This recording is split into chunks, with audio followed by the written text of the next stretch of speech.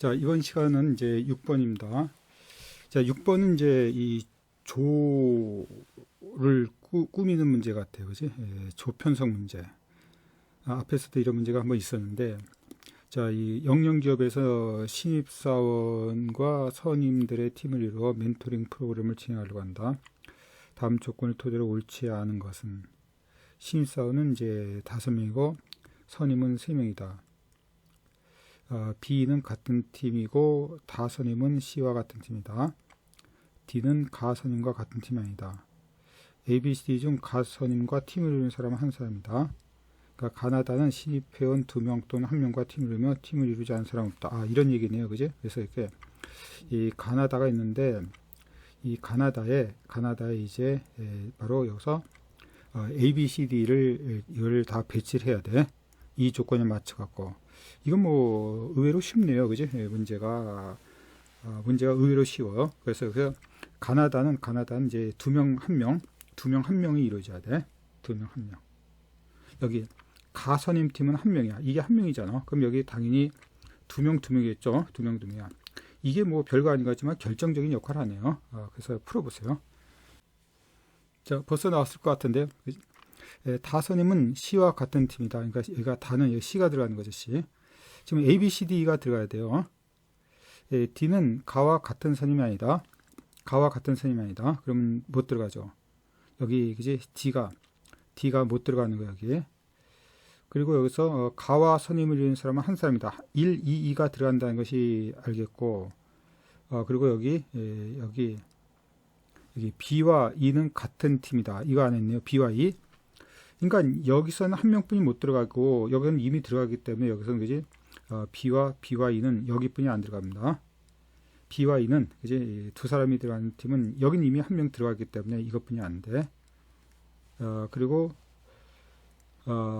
지금 보면은 여기 D는 가선임과 같은 팀이 아니다. 그러니까 D는 가선임이 아니니까 D는 여기가 되겠죠. D는 여기가 되는 겁니다. 그럼 하나도 안 나왔던 A는 여기 있겠죠. A는 여기가 되는 겁니다. 이렇게. 그래서 A, B, C, D, E가 되는 거죠. 답은 이렇게 확정돼요. 굉장히 쉽네요. 다 선임 나의 멘토는 나는 B의 멘토이다. 다음 옳지 않은 걸 말했죠. 그지? 나는 B의 멘토이다. 맞습니다. 옳지 않은 걸 말했어요. 다는 D의 멘토이다. 이것도 맞네요. 그지? A와 C의 선임은 같다. 아니죠. A의 선임은 가, C의 선임은 다기 때문에 이건 틀려 있어요. 그래서 3번이 맞지 않는 것으로 답이 되는 겁니다. 자, 이건 아주 쉬운 문제였죠. 우리가 이것도 이제 조편성 유사한 문제인데. 자, 그 다음은 자, Y 프랜차이즈 카페 디저트로 이제 빵과 케이크 그리고 여기 마카롱 쿠키를 판매하고 있다. 이게 4가지를 판매하고 있는데 각 점에서 디저트를 섭취하고 땅콩 알레르기가 발생했다는 민원이 제기됐다.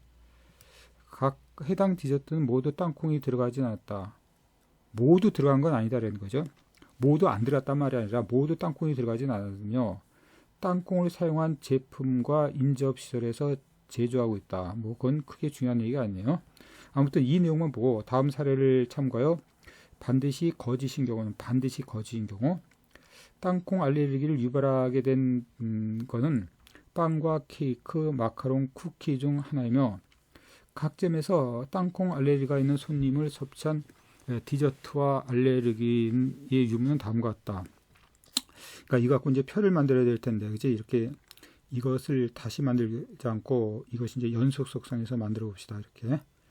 그러니까 이것이 이제 여기서 A, B, C, D, E, F 지점에서 각각이 이렇게 말이죠. 하나, 둘, 셋. 여기가 빵, 여기 케이크, 여기 마카롱, 그 다음에 쿠키가 되는 거죠. 그러니까 이렇게 하자는 겁니다. 여기서는 빵과 케이크를 먹고 마카롱과 쿠키를 먹지 않고 알레르기가 발생했잖아. 그러니까 얘는 빵과 케이크는 알레르기 유발이 가능한 거죠. 얘를 먹었기 때문에. 근데 얘는 먹지 않고 발생했기 때문에 이것은 일단 그지? 이것은 그러니까 용의선상에 오른 거죠. A점에서는 빵과 케이크 그지? 용의선상에 오른 겁니다. 그리고 이거 마카롱과 쿠키는 아니고 먹지 않았는데도 발생했으니까 자, 이런 식으로 이 표를 완성되는 과정에서 여기서 어떤 점, 이게 꼭 3점씩 나오던 3점을 고려할 때 어떤 것이 알레르기 원인이다. 이 중에서 반드시 거짓인 것은 반드시 거짓인 겁니다. 옳지 않은 거 말했죠. 자, 이런 식으로 우리가 표를 작성하는 과정을 보면 꼭 앞에서 이제 조건 맞추기랑 비슷한데 그랑 똑같은 건 아니고 아무튼 이 조건에 맞는 이제 우리가 공X 문제를 푸는데 단 X는 안 풀어도 될 것 같아요. 공만 풀면서 풀어도 될 것 같아요. 이건 발생하지 않았다잖아. 발생하지 않은 거니까 얘를 빵과 마카롱을 먹었는데 발생하지 않았다는 것은 이제 빵과 마카롱은 용의선상에 없는 거죠. 얘 먹지 않은 경우 발생하지 않았다니까. 얘 먹은 경우 발생하지 않았으니까 이제 얘는 용의선상에 없는 거고 얘 먹지 않은 경우 그러니까 바로 이것은 케이크와 쿠키가 그지 이것이 바로 이제 알레르기 그지 가능성이 있는 겁니다. 알레르기 원인이 될 수 있다는 거죠. 얘 먹었는데 발생하지 않았으니까 그지 바로 이제 용의선상에서 제어해 버리는 거고. 자, 의미 알겠죠? 이제 이런 식으로 계속 해나가는 거야. 여긴 발생했다죠. 그러니까 빵과 쿠키 이렇게 빵과 쿠키 발생했다니까. 얘도 발생했죠. 발생했으니까 케이크 마카롱 여기 케이크 마카롱 이렇게 발생했으니까. 얘는 발생하지 않았죠. 발생하지 않은 것은 먹지 않은 거 빵과 마카롱 이렇게 빵과 마카롱 이런 식으로. 자, 의미를 알겠죠? 그 다음에 이제 얘는 발생하지 않았잖아. 그래서 빵과 케이크 이렇게 되는 겁니다. 이렇게. 자, 여기서 이제 뭐가 들어가냐면 여기서 A, B, D 점을 고려할 때 A, B, D 여기가 이제 A죠. A, B, D입니다. 이렇게 A, B, D를 고려하면 여기서 이렇게 A, B, D 여기 A, B, D죠. A, B, D 여기 A, B, D 요거. 그러면 이제 이 케이크가 원이다. 맞죠? A, B, D를 고려하면 A, B, D, F까지 고려해도 마찬가지입니다. 요 세 개만 고려하면 요게 동시에 나오는 것이 그지 케이크란 뜻이야. 이렇게. 자, 그리고 마찬가지로 이제 그렇게 ACE 여기 A 그리고 C, CE, ACE. 자, 이거죠. 여기 ACE 이렇게 세 개 동시에 있는 것은 이거잖아. 이것뿐이 없잖아. 그럴 때 빵이 알레르기 원이다. 맞습니다. ACE 빵이 알레르기 원이다. 이것도 맞아요. 자, 그 다음에 보면 여기서 BDF 여기 뭐냐면 여기 B 그리고 D BDF 자, BDF가 있는 것이 나옵니까? BDF 그러니까 여기 나오지? 요 B 여기 DF 그지? 아까 겹치는 것이기 때문에 그랬지만 나오죠. 여기 아까 A, B, DF니까 킥은 여기서 BDF 그러면 BDF는 킥이다. 이것도 맞네요. 그지? 맞습니다. 자, 그 다음에 보시면 이제 역시 CDF는 이겁니다. 여기 CDF죠. CDF 나와 있는 거 없네요. 이제 이 두 개고 CD랑 동시에 있는 게 안 나오죠. F는 나오는데 CDF가 동시에 나오는 건 없어. C가 여기 있다면 D가 C랑 D랑 같이 나오는 자체가 없어. 그러니까 마카롱이다. 자, 마카롱은 여기 될 텐데 이 두 개뿐이 없죠. 마카롱은. 그래서 마카롱이 된다. 이게 틀렸다는 거죠. 그러니까 한마디로. 그러니까 답은 이제 옳지 않은 거니까 답이 4번이 되는 거야. 좀 특이한 문제네요. 그치? 그때만 뭐 어렵진 않는데 한번 해볼만 하지만 좀 특이한 유형의 문제다. 자, 다음에 이제 우리가 이제 문제 해결 능력은 크게 이렇게 두 가지 문제 처리 능력과 사고력이 있어요. 그러니까 여태까지 사고력을 본 거죠. 이제 문제 처리 능력을 보는 겁니다. 문제 해결 능력은 사고력과 문제 처리 능력을 이루어졌다. 그러니까 사고력은 여태까지 봤던 게 사고력이고 문제 처리 능력은 우리가 앞으로 보다시피 이제 어떤 실전적인 그런 회사에서 이루어진 여러 가지 경험, 그 회사에서 얻어진 여러 가지 생산과 또는 그지 어떤 뭐 영업 또는 뭐 어떤 뭐 다른 뭐 작업 이런 거에 따른 데이터를 가지고 문제를 물어봅니다. 대부분 그런 내용을 한번 여러분과 시도해 보는 거야. 자, 처음의 문제. 자, 이 문제는 이제 좀 문제가 그제 어떤 의도랑은 좀 멀어진 문제인데 이 문제가 의미하는 바는 이제 여기 뭐 거창하게 나갑니다. B양은 자동차 부품의 생산은 M 기계 산업에 근무하고 자사 제품의 품질을 위해서 아래 생산 라인이 1인당 생산량을 비율한 지시를 받았다. 다음 문에 답하시오. 여기는 직원 1인당 생산량 비교죠. 그래서 B 생산 라인 5명, D 생산 라인 6명, 그러니까 E 생산 라인 2명. 그때 하루에 총 생산량은 얼마인가? 이런 식의 문제인데 이거 뭐 너무 쉽죠. 자, B 생산 라인 요거 곱하기 5배, D 생산 라인 다음에 여기 곱하기 6배, 곱하기 6배. E 생산 라인 곱하기 2배. 뭐 이렇게 나올 겁니다. 그래서 자, 이것은 이제 별거 아니게 되는 거고, 예를 들어서 뭐 이런 식의 내용이 있겠죠. 예를 들어 본다면 문제가 어려워지면 뭐 이런 식의 문제를 제가 한번 만들어 볼까요? 그제 여기서 이제 이 일종의 이제 8천만 할까요? 8천? 이 8천 세트를 만든다. 뭐 8만 세트 해볼까? 8만 세트. 자, 8만 세트를 만들 때, 그지? 과연 이 시설비까지 고려했을 때 가장 적게 생산비가 나오는 경우, 뭐 그런 식의 말이에요. 8만 세트. 그러니까 8만 세트라는 것은 여기 200이니까 이거를 8만을 200으로 나누면 이게 800을 200으로 나누니까 이건 400이 되죠. 400. 그러니까 400이고 이거를 나누면 이건 100이 될 겁니다. 100. 뭐 이런 식의 계산을 지금 해보자는 뜻입니다. 그러니까 8만을 하자면 그러니까 이건 400일 걸리죠. 400일. 이건 지금 100일 걸리는 겁니다. 8만 세트 할 때는. 이건 나름대로 이제 며칠 걸린 게 나오겠죠. 400일과 100일 사이에 일수가 나올 거 아닙니까? 이제 이렇게. 그럼 이제 400일 걸리면 그때 이제 월 생산량은 이제 이걸 만족시켰단 말이야. 그제 400일 동안 생산해야 돼. 그럼 유지비가 월 200만 원이기 때문에 이거 400을 30으로 나온 다음에 이걸 해야 돼요. 그 다음에 이제 시설비를 곱해야 됩니다. 근데 이제 유지비라는 것이 이제 이 건물에 대한 유지비가 되더라도 이제 어떤 노동비라든지 임금도 또 있겠죠. 그걸 또 계산해야 될 겁니다. 근데 얘는 이제 이 100일뿐이 안 되기 때문에 그지 뭐 3개월 11일만 하면 되잖아. 얘는 1년이 넘잖아. 이거는 1년이 넘게 가동돼야 되지만 이것은 3개월만 가동돼야 합니다. 그러니까 이것이 훨씬 적게 되죠, 유지비가. 하지만 시설비가 엄청나게 많이 들 겁니다. 처음에 들어가는 시설비가 많을 거야. 자, 이런 식으로 어떤 우리가 몇 개 생산했을 때 이거에 대한 전체적인 어떤 시설비와 생산비 합이 얼마냐, 뭐 그런 식으로 문제가 나올 수가 있어. 자, 그런 문제가 더 이 문제 처리 능력의 문제에 닿은 거죠. 물론 뒤에 가서 그런 문제가 나옵니다. 이런 유사한 문제. 그러니까 몇 가지 이제 생산량을 결정할 때 이제 어떤 생산 라인이 가장 유리하고 어떤 것이 불리한가 이런 유형이 굉장히 많아. 그러니까 생산 라인에 관한 것뿐만 아니라 어떤 교통에 관한 것도 많이 나옵니다.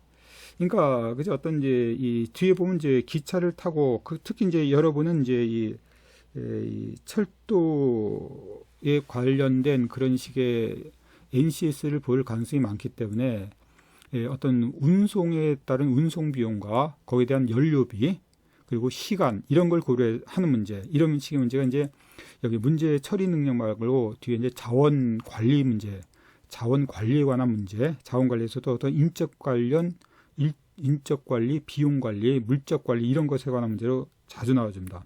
그러니까 제가 8만이라는 것은 하나의 예를 들 뿐 이것이 8만이냐 뭐 80만이냐에 따라서 달라지겠죠.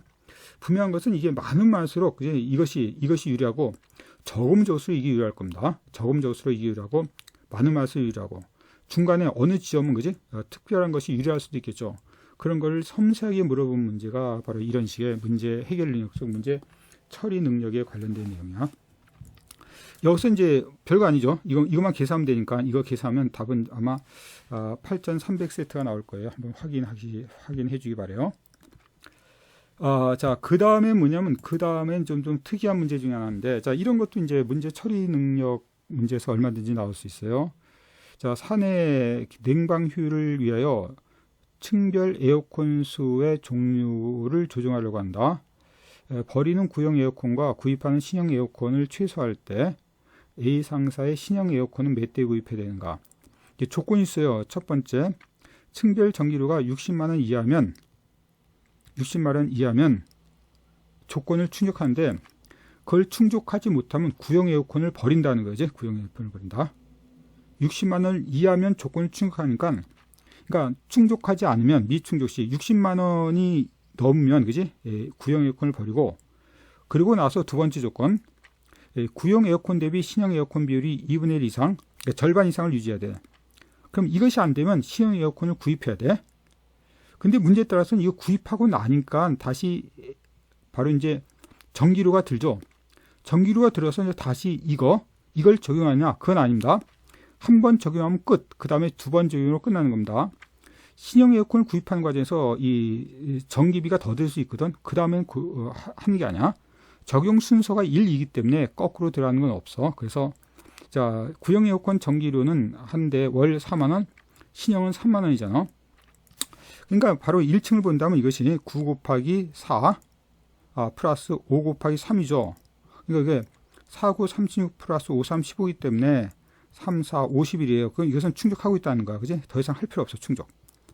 그럼 충족하지 않은 것은, 첫 번째 충족하지 않은 것은 구형 에어컨을 버리고, 그리고 버리고 나서 그럼 구형 에어컨이 없으겠죠. 그 다음 이제 두 번째, 신형 에어컨을 이 조건에 맞춰서 2분의 1 이상이 안 되면 유지하도록 신형 에어컨을 구입해야 돼.